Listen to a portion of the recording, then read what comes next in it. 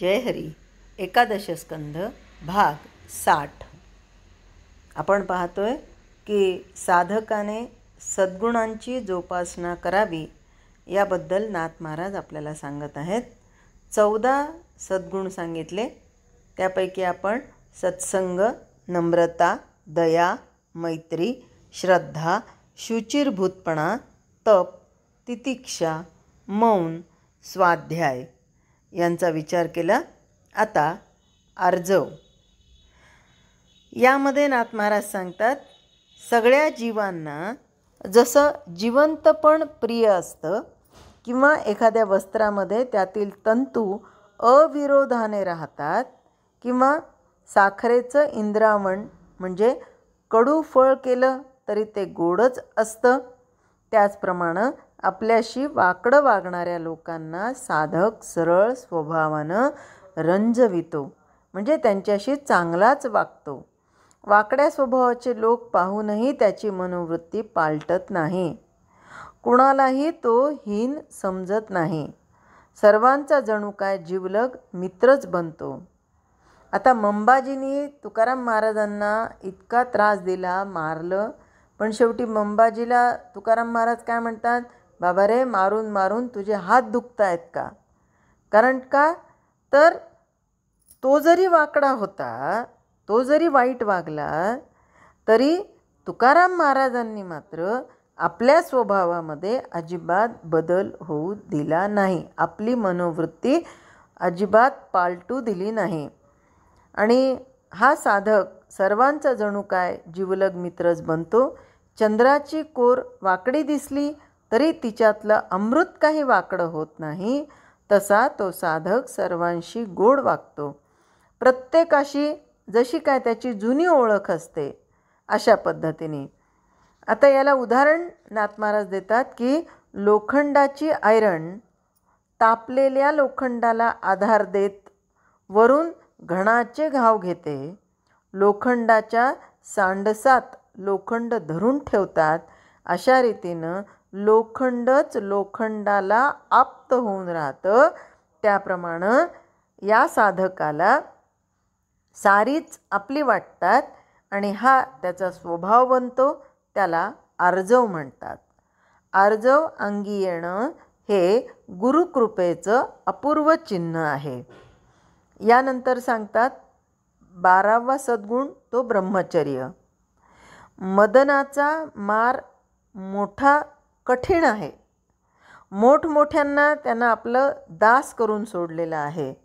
मनातील कामवासना दाबून ठेवली तर ती लोकांना दिसत नाही, पण ती तिच्या अस्तित्वाची जाणीव स्वतःला ठेवतेच ठेवते. आपण सगळ्यांनी पण ऐकलेलं असेल की एक व्यक्ती ज्याला घरदार, प्रपंच, पत्नी, मुलं सगळं होतं आणि त्यांनी संन्यास धारण केला. सगळं असताना बरं का, आला ते गाव सोडलं, दुसरीकडे राहायला, झोपडी तयार केली आणि लंगोटी धारण करून राहिला. पण एक लंगोटी वाळत टाकायची, एक लंगोटी घातलेली असायची. एके दिवशी काय झालं की त्याच्या झोपडीमध्ये झाले उंदरं. त्या उंदरांनी ती लंगोटी कुरतडून टाकली. मग आता आजूबाजूच्या लोकांनी लगेच महाराज महाराज महाराज करून गवगवा करायला सुरुवात केली आणि महाराजांची लंगोटी उंदरांनी फाडली. आता काय करायचं म्हणे, महाराज उंदरं खूप झालेत, तर आता एक मांजर पाळा. ठीक आहे म्हणे, मांजर पाळा. मांजर पाळली. आता त्या मांजरीने जितके काय उंदरं होते ते खाल्ले. त्याच्यानंतर काय म्याव म्याव तिचं सुरू झालं. आता या महाराजांची समाधी कुठे लागती आहे? मग आता त्या मांजरीला दूध पाहिजे. मग गावातल्या लोकांनी सांगितलं, महाराज आता मांजरीला दूध पाहिजे तर आम्ही गाय देतो, गाय पाळा. महाराज म्हणाले, ठीक आहे, जसं तुमची इच्छा. गाय पाळली. आता गाईचं दूध तर निघतं आहे, पण इतकं दूध निघायला लागलं. आता त्या दुधाचं करायचं काय? दूध नासून चाललं. गावातले लोक म्हणाले, महाराज आता एकच काम करा म्हणे, त्या दुधाची विल्हेवाट लावण्यासाठी एक स्त्री आम्ही इथे ठेवतो, ती सगळे कामं करेल. आता सांगा, त्या झोपडीमध्ये महाराजांसोबत ती स्त्री राहिली तर ती नुसती स्त्री नाही राहिली, तर ती आता अर्धांगिनी झाली. म्हणजे लंगोटीसाठी परत त्यांनी सोडून आलेला प्रपंच परत थाटल्या गेला. कशामुळे? तर ही कामवासना इतकी काही फसवते, ती दुसऱ्यांना दिसत नाही, पण ज्याच्या अंतरी ती आहे त्याला त्याची जाणीव करूनच देते. पण ज्यांना सद्गुरू प्राप्त होतात, सद्गुरूंची कृपा प्राप्त होते आणि श्री सद्गुरूंच्या युक्तीनं कामवासनेचं स्वरूप पालटून न चळणारं, म्हणजे कधीही न भंग होणारं असं ब्रह्मचर्य साधतं. गुरुकृपा झाली म्हणजे स्त्री पुरुष भेद विराम पावतो. आपण वारीमध्ये जर अनुभव घेतला तर वारीमध्ये सगळ्याच गोष्टींची सोय नसते. कोणत्याही परिस्थितीमध्ये कसंही राहावं लागतं. पण एकमेकांकडे बघण्याची दृष्टी कशी असते? माऊली. स्त्री पुरुषांकडे बघतानाही त्यांना बोलताना माऊलीच म्हणणार आणि पुरुषही स्त्रीला सांभाळून घेताना कोणत्याही परिस्थितीमध्ये माऊली काळजी करू नका, आम्ही आहोत, याच दृष्टीनं बघणार.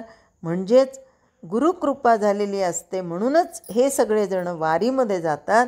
आणि वारीमध्ये गेल्यानंतर गुरुकृपा झालेली असल्यामुळे स्त्री पुरुष भेद विराम पावतो, संपून जातो आणि मग विषय सुख भ्रम आहे हे अनुभवाला येतं.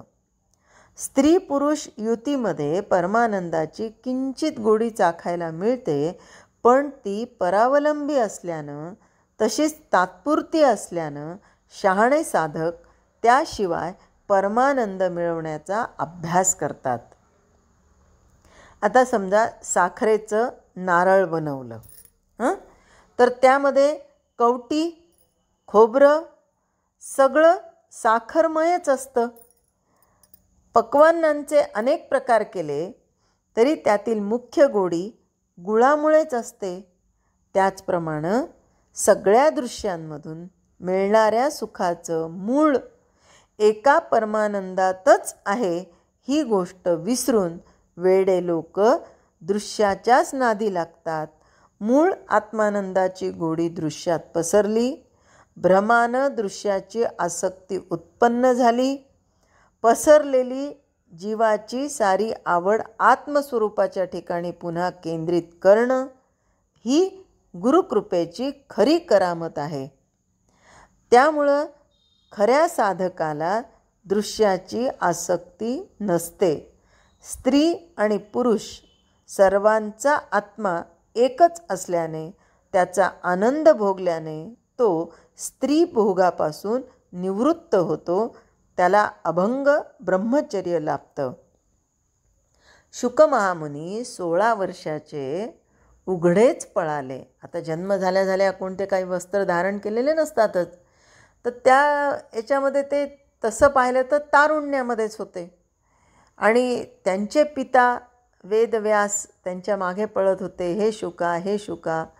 पण ते जाता जाता नदीमध्ये काही स्त्रिया जलक्रीडा करत होत्या, जलविहार करत होत्या, स्नान करत होत्या. शुकमहामुनी जे तरुण होते ते उघडे पळत असताना या स्त्रियांनी लज्जारक्षण केलं नाही. पण त्यांचे पिता जे की या स्त्रियांच्या आजोबांच्या वयाचे शोभावे, ते समोर आल्यानंतर मात्र त्यांनी लज्जारक्षण केलं. आणि त्यावेळेस वेदव्यासांना प्रश्न पडला की माझा मुलगा तरुण विवस्त्र अवस्थेमध्ये गेला असताना यांनी लज्जारक्षण केलं नाही आणि मी आल्यावर का केलं? तेव्हा त्या स्त्रियांनी सांगितलं की आत्ता जे आपले पुत्र गेले म्हणालात ते देहीच विधेय अवस्थेमध्ये होते आणि ब्रह्मचर्य त्यांना अभंग लाभलेलं होतं. त्यामुळे त्यांच्या नजरेमध्ये ते पुरुष आणि आम्ही स्त्री हा भाव नव्हता, पण अजून आपल्यातला हा भाव लोप पावलेला नाही. तेव्हा वेदव्यासांना खरं तर वाईट वाटलं होतं, पण खरं ब्रह्मचर्य हे शुकमहामुनींसारखं असतं. यानंतर 14वा जो सद्गुण आहे, 13वा जो सद्गुण आहे तो अहिंसा. अहिंसेमध्ये नाथ महाराज काय काय सांगतात? सुषुप्ती, स्वप्न, जागृती या तीनही अवस्थांमध्ये अहिंसा साधक वक्रदृष्टीने प्राणीमात्रांकडे पाहत नाही. त्याचं चालणं बोलणं मोठं हळूवार असतं. त्याच्या अमृतमय वाणीनं सगळ्यांना संतोष प्राप्त होतो. त्याचं भाषण ऐकणाऱ्याच्या अंतःकरणात आत्मानंद भरून पावतो. आपल्या देहाचा घात करण्यास आपण आपला हात कधीच उचलत नाही. त्याचप्रमाणे सगळ्या प्राण्यांवर आपलेपणानं प्रेम करणारा साधक कधी कुणाचा घात करत नाही. त्याच्या अंगी मुळीच देह अहंकार नसतो. प्राण्यांना किंचित दुःख झालं तरी त्याच्या हृदयातील भगवंताला दुःख होईल असा दृढ विश्वास असणारा साधकच खरी अहिंसा पालन करतो. कायिक, वाचिक आणि मानसिक असे 3 प्रकारचे द्वंद्व जिथे निःशेष लयाला जाते तिथेच अहिंसा वास करते. जय हरी.